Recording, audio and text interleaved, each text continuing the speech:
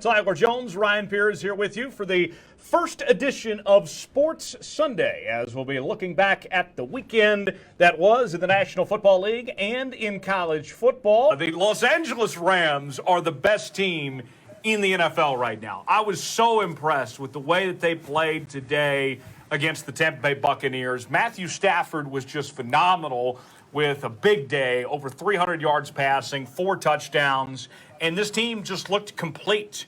Working with Bill Belichick, an experienced offensive coordinator in Josh McDaniels there. That's where I look at, of these 5 quarterbacks, Lawrence the most talented, Mac Jones in the best position.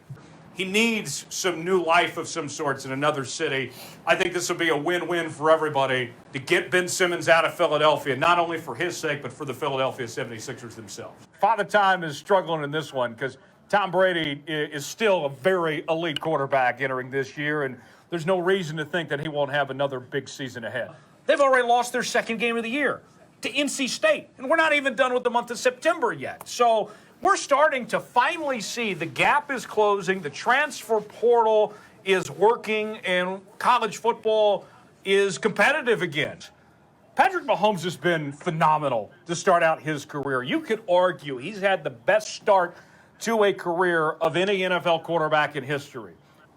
Joining us now here on Local News Live is 10-year NFL veteran David Alexander. Spent some time with the New York Jets and the Philadelphia Eagles, and he's here to preview the NFL season with us. David, appreciate the time. Fans are back in the stands, a 17-game regular season, a lot of changes entering 2021.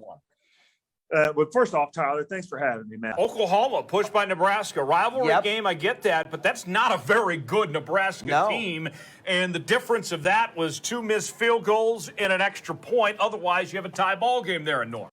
Alex Bowman has had a career year in the NASCAR Cup Series, scoring 3 wins in 2021. But this weekend, he's fighting for his playoff life as he heads to Bristol to try to survive and advance to the next round of the NASCAR playoffs. And he joins us right now here on Local News Live. Alex, what's it going to take to move on to the next round? Hasn't been the greatest first round. And so you got to wonder, a rookie quarterback going up against Myles Garrett, how is that all going to fare? Especially with the Bears having a struggling offensive line, how are they going to do to protect Justin Fields and put him in a position to succeed going up against the stout Cleveland Browns defense? In the NFC for Tampa Bay, it starts with the Los Angeles Rams.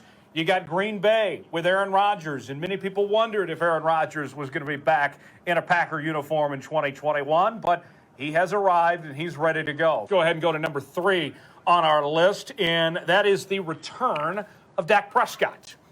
He is back from an ankle injury. The Dallas Cowboys were just awful after Dak went down. If you recall, at the beginning of last year, when Dak played those first 4 games, he was terrific. He was playing some of the best football of his career. Last week, you go to that Ravens game, a costly fumble by Clyde Edwards-Helaire in the closing seconds as they were trying to set up a game-winning field goal. Edwards-Helaire had another fumble today as well.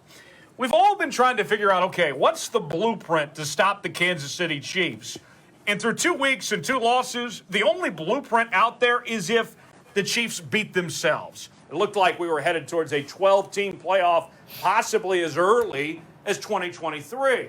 But then Oklahoma and Texas joined the SEC, the Big Ten, the Pac-12, and the ACC formed what they call the Alliance.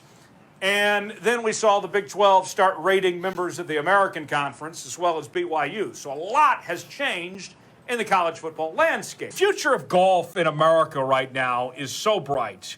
And for years we've talked about this next generation of golfers, who's going to be the next Tiger Woods or who's going to be the next Phil Mickelson. Sure.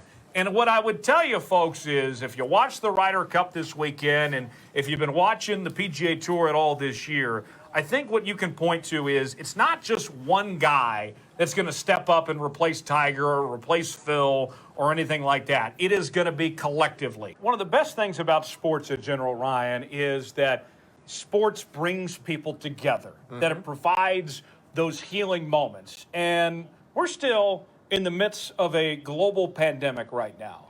And when you can go back to the stadium and rub elbows with some stranger that you both happen to be a fan of the same team, it helps you forget kind of what's going on. Yeah. Provides an escape of sorts. And now you have this extended regular season. It's the second year where 14 teams are going to make the postseason as well. There's reason to be hopeful again.